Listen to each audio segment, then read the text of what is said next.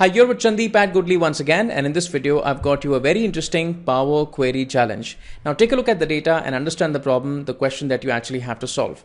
So, in this data set, we have simple three columns: the name of the test taker, the test attempt date, and the score that he or she received.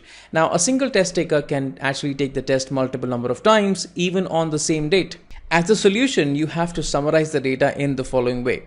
So I'd like to see the name of the student.